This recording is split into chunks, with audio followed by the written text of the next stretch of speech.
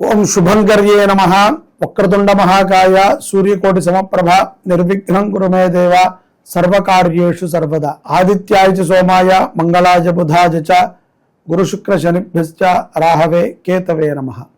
గురు బ్రహ్మా గురుర్విష్ణుః గురుర్దేవో మహేశ్వరః గురు సాక్షాత్ పరబ్రహ్మ తస్మై శ్రీ గురవే నమః.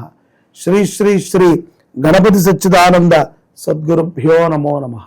ఈ యొక్క విశ్వావసునామ సంవత్సరములో పౌర్ణమి తరువాత కుంభరాశి జాతకులు తమ యొక్క జీవిత భాగస్వామితో ఎంతో అన్యోన్యతగా ఉంటూ కొన్ని మంచి నిర్ణయాలనే తీసుకుంటారు. చక్షుపీడిత అంటే ఏంట్రా అంటే కంటికి సంబంధించినటువంటి కొన్ని సమస్యల నుంచి కూడా పిల్లలు, స్త్రీలు, పురుషులు బయటపడతారు. అలాగే కుటుంబములో ఆనంద ఉత్సాహాలు ఈ మాసములో అధికంగా ఉంటాయి. కుంభరాశి జాతకుల్లో అక్టోబర్ నెలలో కుంభరాశి స్త్రీలు ఎవరైతే వివాహం చేసుకుని గర్భం దాల్చి ఉన్నారో సత్సంతాన ప్రాప్తి కలుగుతుంది. ఆ సంతానము ఎంతో ఆనందాన్ని తెచ్చిపెడుతుంది. మనకి సామెత ఉన్నది కదా, గొడ్డొచ్చిన వేళ బిడ్డ వచ్చిన వేళ మనకి బాగుండాలి అని. అలాగా ఒక మంచి కార్యానికి శుభ సమయముగా ఈ యొక్క అక్టోబర్ మాసాన్ని అనుకోవచ్చు.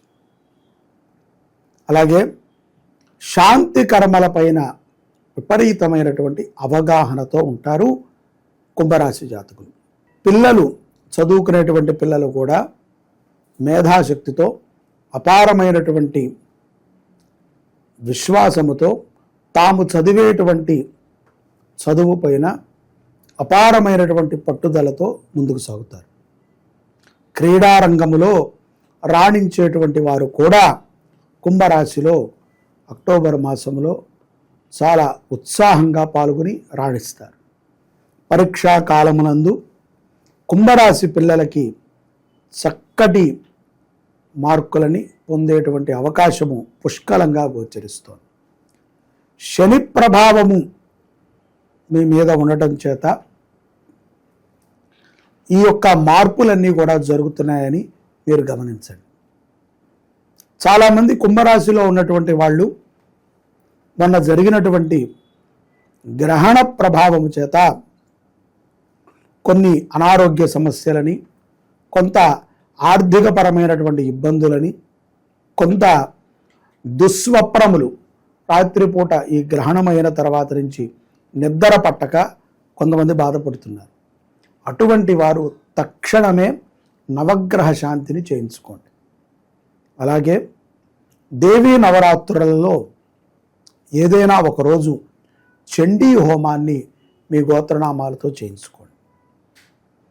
ముఖ్యంగా వ్యాపారం చేసుకునేటువంటి వారు, వృత్తి ఉద్యోగాల రీత్యా ఎక్కువగా ప్రయాణం చేసేవారు, రియల్ ఎస్టేట్ రంగంలో ఉన్నటువంటి వారు, న్యాయ వ్యవస్థలో ఉన్నటువంటి వారు ఈ కార్యక్రమాన్ని చేసుకోవటం ద్వారా మరింత అభివృద్ధి చెందుతారు. ఈ యొక్క అక్టోబర్ మాసంలో ద్వితీయార్థము 15వ తారీఖు తర్వాత నుంచి కొంత ఆర్థిక వనరులు అభివృద్ధి చెందుతాయి. దీపావళి అమావాస్య రోజున లక్ష్మీ పూజని తప్పనిసరిగా కుంభరాశి వారు చేసుకోవాలి. అలాగే అమ్మవారిని ఎక్కువగా ధ్యానము చేయండి. ఆరోగ్యం పట్ల శ్రద్ధ అవసరం. బంధుమిత్రుల కలయిక ఎంతో ఆనందాన్ని ఇస్తుంది. ఒక చిన్నపాటి సమస్య చాలా పెద్ద సమస్యగా మీ చుట్టూ అందరూ క్రియేట్ చేసి మిమ్మల్ని భయభ్రాంతులకి గురి చేస్తూ ఉంటారు. కాబట్టి ఆలోచనతో నిర్ణయం తీసుకోండి.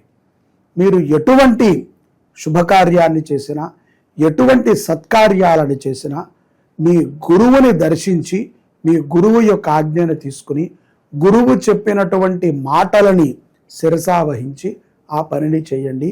విజయము ప్రాప్తి చెందుతుంది. అలాగే మానసిక అప్రశాంతతగా ఉన్నటువంటి కుంభరాశి జాతకులు కొంత ధ్యానము చేయండి, విష్ణు సహస్రనామ స్తోత్రాన్ని బాగా పారాయణ చేయండి. ప్రతిరోజు కూడా మీ దగ్గరలో ఉన్నటువంటి దేవాలయానికి వెళ్ళి శివ దర్శనము కానీ విష్ణువు దర్శనాన్ని కానీ చేయండి. ఉద్యోగము లేక బాధపడుతున్నటువంటి కుంభరాశి జాతకులకి సదవకాశాలు వస్తాయి. స్థానచలన ప్రభావము చేత విదేశాలలో ఉన్నటువంటి కొంతమందికి కొంత స్థాన చలన ప్రభావం కూడా కనబడుతుంది. కాబట్టి అమ్మవారిని బాగా ధ్యానము చేయండి. దుర్గా సప్తశతి యాగములో పాల్గొనండి. ఈ సప్తశతి యాగము శుభంకరి దేవస్థానంలో మనకి సెప్టెంబర్ 22 నుంచి ప్రారంభమవుతుంది. అక్టోబర్ 2 వరకు నవరాత్రులలో శతచండీ యాగాన్ని చేస్తున్నాం. శత అంటే 100 సార్లు చండీ పారాయణ, 10,000 సార్లు చండీ మూల మంత్ర జపము, హోమము, అలాగే 10 సార్లు దుర్గా సప్తశతి హోమము నవరాత్రులలో మన గోత్రనామాలతో జరుగుతాయి. ఆ కార్యక్రమంలో మీరు పాల్గొనండి.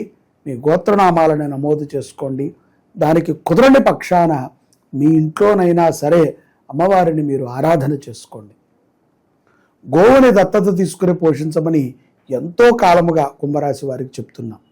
కొంతమంది ముందుకు వచ్చారు, కొంతమంది చూసి కూడా ఊరుకుంటున్నారు.